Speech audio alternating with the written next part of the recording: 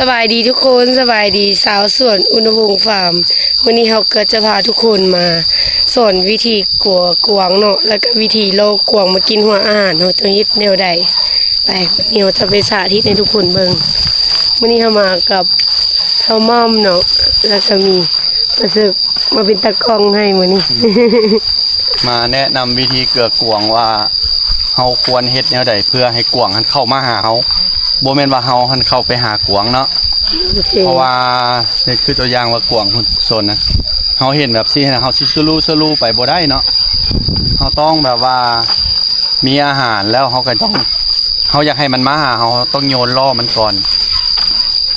เฮาอาจจะเข้าไประดับใดระดับหนึ่งเนาะแล้วโยนให้มันสินะเอาจริงกันนะเดี๋ยวให้ผู้ใดที่แวนั้นมันเป็นผู้ไทยปานเป็นผู้นั้นเนาะโอเคเอาโซนไหนโซนนี้ดีกว่าบ่เอาโซนนี้ซะเพราะว่ามันมีแม่ลูกอ่อนเด้ส่วนหลายเขาจะอยากหาตัวน้อยเด้เนาะไปหาตัวน้อยเด้แม่น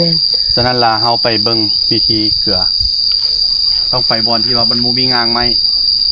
โอเคนี่แหละก็ได้ไปผู้ใดมาที่ปานประดับต้องจับตอนที่แรกเราต้องเอิ้นเนาะโอเคต้องเงินเฮ้ยจะดีเดี๋ยวเขาเงินชักเนาะเพิ่มมาที่ลุมาเอาเดี๋ยวให้ค่อยตั้งกล้องก่อนจะมาแบบที่มาก่อนเดี๋ยวนี้นะไปเอาเลยเฮ็ดเลย1 2 3มื้อนี้เราก็จะมาสอนวิธีเกลือกวางนะทุกคนถ้าสมมุติว่ากวางมันเข้าหาจังซี่เนาะเฮาก็เกลือมันเทอละแผ่นหรือว่าว่านโลมันก็เนาะนี่จังซี่กรณีที่ว่ากวางมันบ่มาหาเฮาคือโซนทางในฮั่นมันบ่มาหาเฮาทำอิดเลยเฮาเอิ้นมันก้อนนะทุกคนเฮ้อถ้าสมมุติว่าเอิ้นมันมามันบ่มาแล้วเขาก็ต้องอ้อยหัวอาหารรอมันก็เนาะทุกคนบ่ต้องท่าจู่โจมไปหามันก็ได้เอาค่อยอ้อยหัวอาหารเพราะว่ายืนอยู่คือเก่าเนาะแม่นต้องยืนที่คือเก่าเขาก็ค่อยอ้อยหัวอาหารให้มันเทละแผ่นเพราะว่าตัวแม่มันย่างมาเนาะเดี๋ยวมันก็ย่างมาแล้วเฮาแม่มันจะห่วงลูกมันเด้แล้วเฮาค่อยเกลือมันวะแม่นแล้วมันมาใกล้แล้วค่อยเกลือมันจะบ่บ่นะนี่ถ้าสมมุติมันมาใกล้ๆเฮาก็เกลือมันเทละแผ่นจังซี่นี่บ่ถ้าจำเป็นต้องย่างไปหามันก็ได้เนาะเพราะว่าลูกน้อยมันจะตื้นคันเฮาเล่นเข้าไปใกล้เนาะมันมีลูกน้อยลูกน้อยมันยังบ่ทันกินหัวอาหารนำเฮาเทื่อนะทุกคนเราต้องปล่อยให้มันไปอยู่กับแม่มันก่อนหรือว่าให้มันรีอยู่ป่าก่อนว่าลูกน้อยมันจะตื้นระยานเอาต่อเลยเพราะว่าลูกน้อยมันจะตื้นและกะยานนะทุกคนเขาบ่จำเป็นต้องเล่นเข้าไปหาลูกน้อยมันเนาะนี่เห็นบ่เขาบ่จำเป็นต้องย่างไปเข้าหามันก็ได้มันจะมาหาเขาเองถ้าสมมุติว่าเขาย่างไปจู่โจมมันจะตื้นนี่บางตัวบ่ลึงแล้วมันก็ตื้นแล้วก็เล่นนี่เขาป่าไปเลยมันจิตย่านแบบตอนนั้นเนาะเห็นบ่ถ้าสมมุติว่าต้องล่อมันก่อนแม่นบ่โอ้เดี๋ยวมันย่านอีหลีถ้าสมมุติว่าเขาย่างไปปุ๊บมันจะเล่นนี่เลยเพราะว่าบางตัวก็บ่คุ้นนำเฮาเทื่ออันตัวไหนที่ว่าคุ้นมันกับใครแด้มันจะได้ย่างมาหาถ้าสมมุติว่าตัวไหนที่ว่ามีลูกน้อยเนาะทุกคนเอาย่างไปจังซี่มันจะเล่นเลยโอ้มันแล่นหนีแบบนั้นโอ้มันแล่นหนีมันเล่นหนีเฮาบ่ต้องไล่มันทุกคนแขกที่มาสวนต้องเข้าใจเนาะมันสิบ่คุ้นหมดทุกตัวเพราะว่ากวางเฮาสอนได้แค่สอนนั้นได้แค่แต่ว่า60%มันบอกแม่นดังนั้นนะตัวใดที่ว่าคุณแบบที่ย่างมาหามันบอกย่างมาหาถ้าสมมุติว่าเราจะจับไปจะลิ้นน้ำมันนะทุกคนบ่ต้องไปจับเข่ามันแบบนี้เห็นบ่มันจะตื้นถ้าสมมุติว่าเราจะจับเข่ามันจะตื้นหน่อยเห็นบ่บางคนออกมาบ่เข้าใจกฎระเบียบมาเขาจะอยากจะจับเข่ามันงำไปซิเลยมันจะซิดเลยนะทุกคนให้เราค่อยๆลิ้นน้ำมันค่อยๆลูบจังซี่ก็ได้นี่มันให้จับให้ลิ้นอยู่แล้วนะก็จำเป็นต้องย่างไปหามันเห็นป่ะแม่มันหามาเองเนาะเราต้องโยนหัวอาหารให้มันเนาะต้องโยนไว้หัวอาหารสิแล้วมันก็มาเต็มมันบ่กรณีที่ว่ามันหุ้มแบบนี้มันบ่ทุกคนบางคนก็ยังยานอยู่เนาะเพราะว่าบางคนมาบ่เคยฮู้ได้ว่าสัตว์เราเป็นแบบไหนมันจะหุ้มหิวอาหารเด้เราก็ค่อยอ้อยจังซี่ให้มันออกห่างจากเฮาก่อนแล้วมันก็ไปกินโฟกัสไปกินอยู่พื้นพุ่นแล้วมันก็บ่หุ้มเฮาเห็นป่ะแล้วมันบ่หุ้มเนาะแม่นเด้เห็นบ่มันก็กินอยู่ลุ่มมันก็ขย่อยมาอีหลีเด้มันขย่อยมาหาเจ้าอีคันกาว่าตัวใดที่ว่ายังบ่ทันมาเขาก็ดึกให้มันให้มันเห็นหัวอาหารดึกแบบนั้นเนาะแม่นบ่ต้องหัวอาหารนะทุกคนเดี๋ยวมันก็ค่อยๆมาหาเฮา กันบ่อันนั้นก็ต้องซื้อเพิ่มเนาะ แม่นต้องซื้อเพิ่มเปอร์เซ็นต์เฮาก็บ่ได้สัมผัสกวางเนาะทุกคนนี่ทำสิเกลือแบบนี้นะอันนี้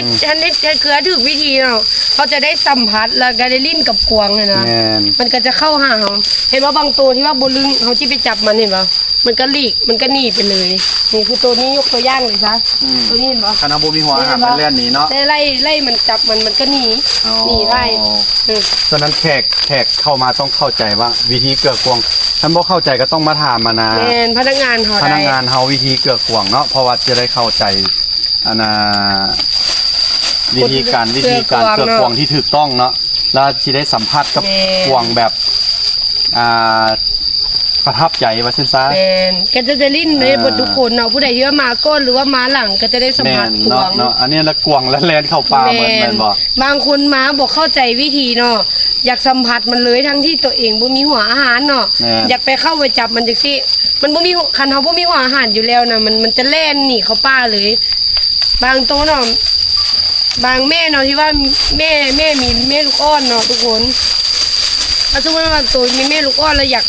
ากไปเกลือตัวแม่ลูกอ่อนมันสะพัดว่าห่วงลูกอะนะ มันห่วงลูกเนาะ เออ เขาจะบ่เข้าใจว่ามันแม่ลูกอ่อน แมน โอ้เด้มันมาอีหลีเด้เห็นบ่ เด้ๆว่ะ คันเฮาล่อมันแบบที่มันก็ย่าง ล่อ มา มันแล้วมันแห้งมาเองเราก็จำเป็นต้องว่าย่างไปหา บ่ต้องเข้าไปหามันเนาะ แม่น ตัวใดที่มันบ่เข้ามาหาเฮาแล้วเฮาก็บ่ต้องจำเป็นต้องไปหามันเนาะ แมน มันถ้าสิเข้ามาหาเฮาเองเนาะ แม่แล้วแขกทุกคนก็จะได้เกลือแล้วก็ได้สัมผัสกวางกัน ถ้า ทุกคน ความหมายว่าผู้ใดมาไวมาซ่าก็สิได้ แม่ หรือว่ามาหลายก็สิได้สัมผัสคือนักเรียนเนาะนักเรียน แม่น เขาเจ้ามาเป็นร้อยเนาะ ก็ยัง เขา ได้ เจ้าได้สัมผัส สัมผัส หมดทุกคนเนาะ แม่น มีนักเรียนมาทัศนะเนี่ยเขาเจ้าได้สัมผัสหมดทุกคนเลย นี่ล่ะ ฉะนั้นล่ะแขกต้องเข้าใจวิธีการเกลือกวงการอันนั้นบ่ถ้าบ่เข้าใจเฮามี เขามีปลา พนักงาน ปลายแล้วก็พนักงานที่ว่าค ห อย รือว่า แนะ มาน ำ อบรมน้ำเฮาก่อนก็ได้ แม่ เพื่อให้ไปเกลือกวงแล้วให้ได้สัมผัสกับกวงได้เนาะ แล้วแขกบางคนเนาะที่ว่าแล้วแขกบางคนเนาะที่ว่ามายังบ่เข้าใจยังยกขึ้นสูงอยู่ โอ้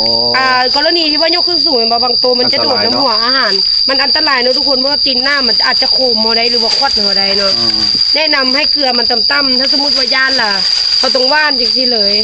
ก็ต้องเป็นต้องว่านต้องเกลือมันเท่าละตูก็ได้เนาะนี่กรณีที่ว่าบดหัวอาหารเอามือให้มันดมนี่ อืม มือให้มันดมแล้วมันก็หนีออกห้างมาเลย แล้วมันบ่ แม่น มันบ่สนเฮาอีหลี เอ เนาะ บ่สนบ่บนอีก มือเฮายกมือขึ้นแบบนั้นล่ะ ดมเบิ้งแล้วก็มันบ่มีหัวอาหารแล้วมันก็หนีเลย เด็ดๆตัวนี้คือกัน มีหัวอาหารแล้วมัน มา ก็ เลย บ่สูสีเด้ มันบ่สูสีเฮา ถ้าเราอยากได้ฮูมเนาะเขาสังเกตเบิ่งว่าตัวใดที่ว่าคุ้นเนาะเขาค่อยๆย่างไปลิ้นเอาตัวนี้เนาะคุ้นเนาะแล้วเขาค่อยๆลูบหัวมัน ตัวไหนที่ว่ามันบ่ให้จับดูว่าบ่ให้ท่ายโฮมเนาะเขาก็บ่ต้องไปสูสีมันถ้าสมมติว่ายังไปกลุ่มไล่มันจังซี่เห็นบ่ย่างหนีเล่นหนีเขาป่าไปเลยเนี่ยมึงอยากจะสาธิตให้เบิ่งตัวไหนที่ว่ามีที่ว่าเนาะคุณเนาะเอาค่อยๆลิ้นค่อยๆลูบน้ำมัน เฮาต้องเอาหัวอาหารให้มันแดมันบ่ แม่ แล้ว น จึงสัมผัสมันได้ ต้องลองหัวอาหารได้ดามแผ่นจังซี่แล้วก็ค่อยๆลูบหัวมันก็ค่อยๆคุ้นน้ำหอมแล้วมันค่อยๆนิ่งแนวท่ายโฮม โอเค เนี่ย เนาะฉะนั้นแขกเข้ามาต้องเข้าใจวิธีเกลือ เกลือกวงของเฮาเนาะเพราะว่ากวงเฮานี่เฮาได้สอนมาหลายปีแล้วมันก็สิมีตัวคุ้นแด บ่ แล้วตัวเกิดใหม่มาก็ ยังบ่ทัน ยัง กิน บ่ หัว ทันได้ อาหาร สอน เพื่อ ยังบ่ทันได้เฮาตัวรุ่นใหม่ว่าเช่นซะมันสิ แม่นรุ่น มัน แรก สิแหฉะนั้นล่ะ รุ่นแรกยัง ยังบ่ได้ถึกให้เฮาฝึกเครือเนาะทางฟาร์มเฮายังบ่ทันได้ฝึกมันก็สิบ่คุ้นปานใดแต่ว่าพวกที่ว่าเฮาฝึกแล้วก็มันน่าจะคุ้นเนาะฉะนั้น นี่ แขกต้องเข้าใจวิธีเกลือกวง แมน จริงได้สัมผัสกับมันใกล้ๆเนาะ แมนได้ทั่วบทุกคนเลยเนาะถ้าสมมติว่ามาช่วงนั้นเนาะมาช่วงเช้าเนาะนี่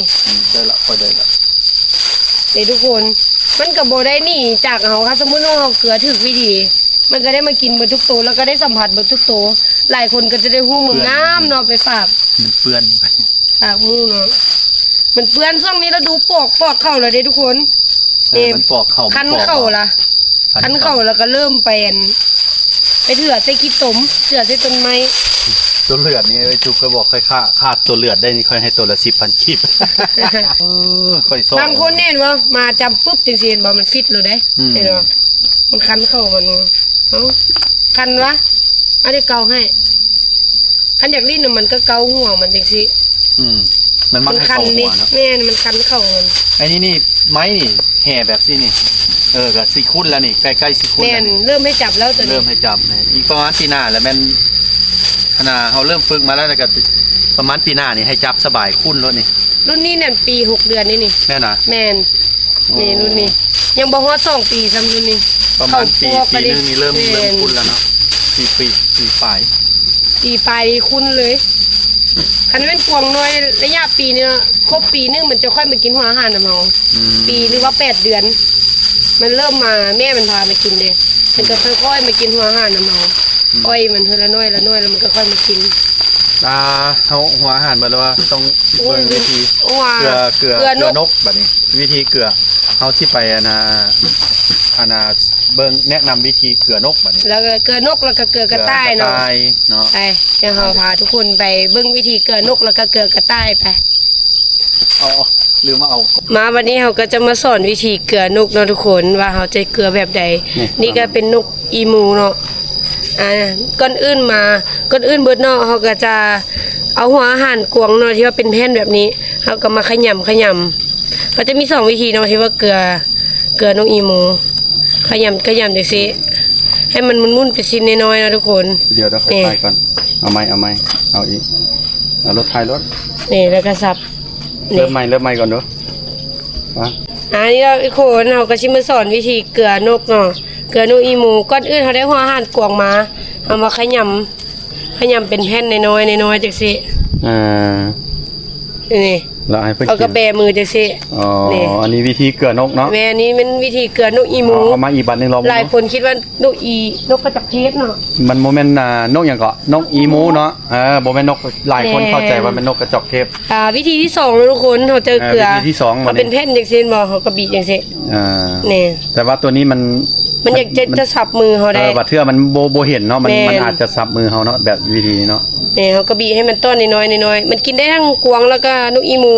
แต่ว่าตัวนี้ยกเว้นกระต่ายเนาะทุกคน อ๋อ ตัวนี้เขาจะบ่ได้เกลือกระต่าย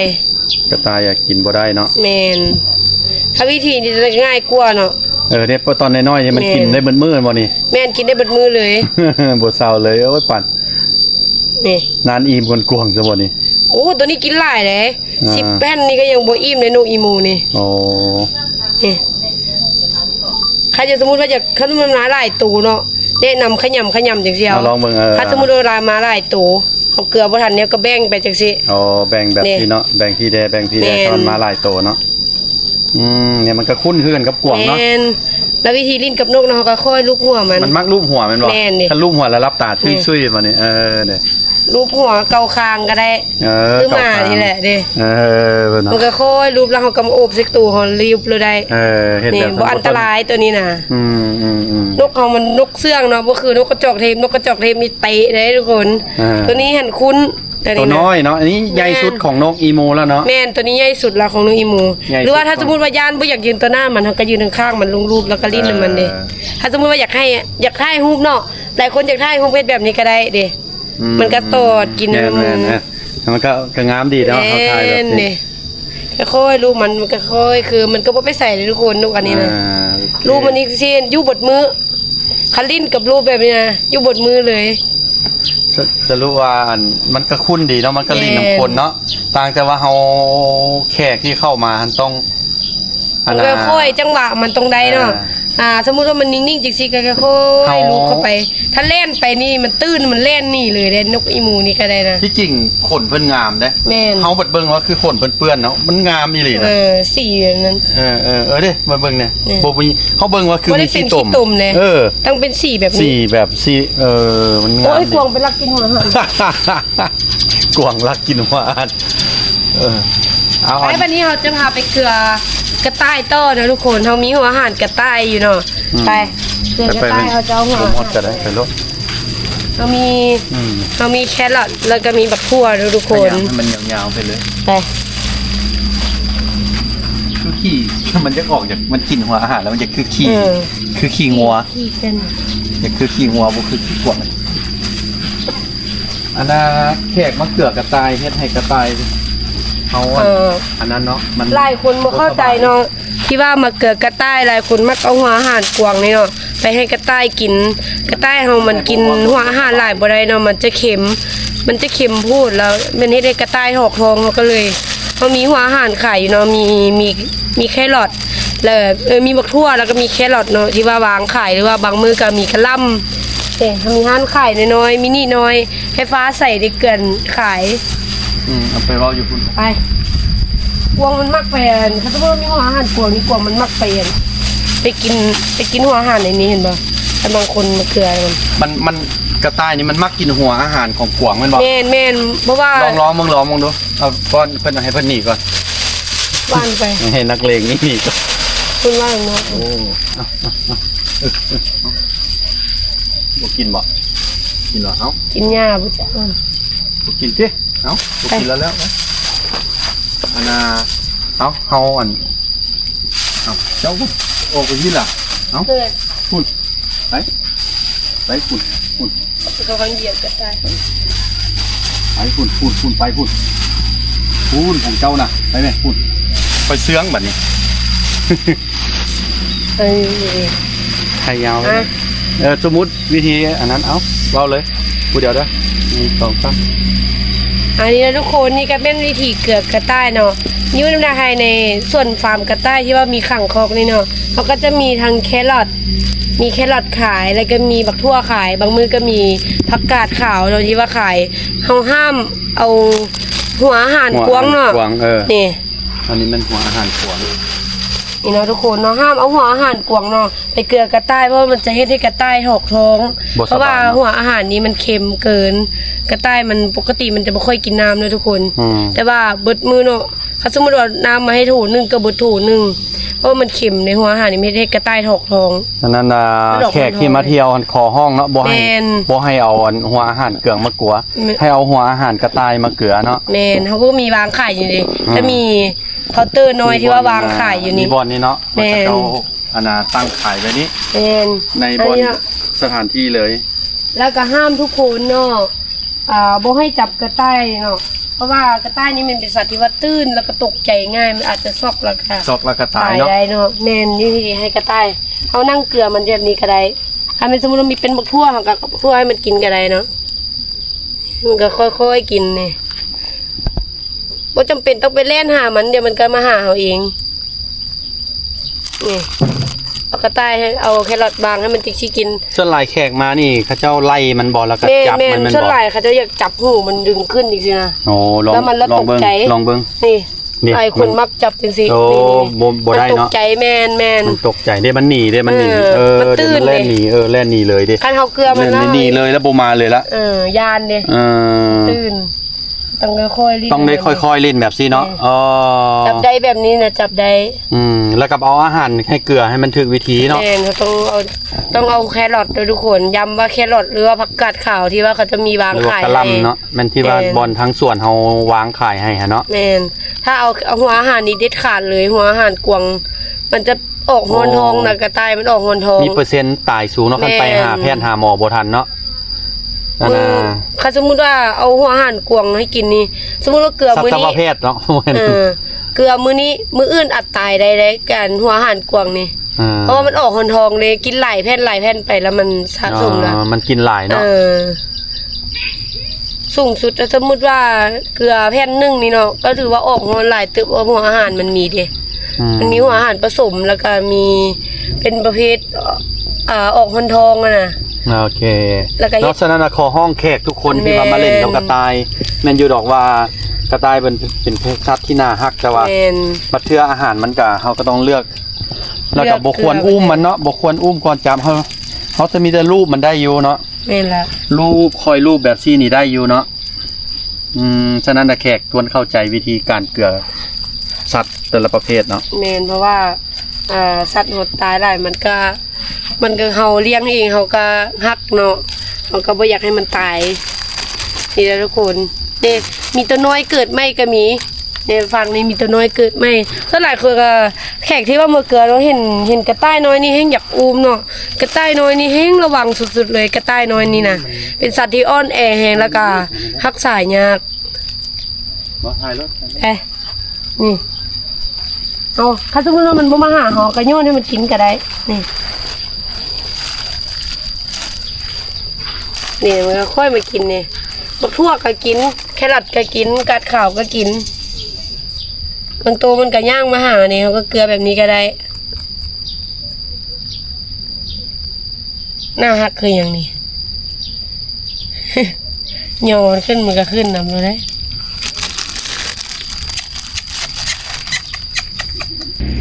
สุดท้ายนี้เขาก็ขอบใจแขกทุกคนเนาะที่ว่าเข้ามาเยี่ยมมายามส่วนกวางเขาหรือว่ามาลิ้นน้ำน้องกวางเกลือน้องกวางเกลือน้องกระต่ายน้องอีหมูเนาะฝากขอบใจทุกคนเนาะสุดท้ายนี้เขาก็ขอจบคลิปเพียงอันนี้ฝากทุกคนกดไลค์กดแชร์กดติดตามไปเด้อบ๊ายบาย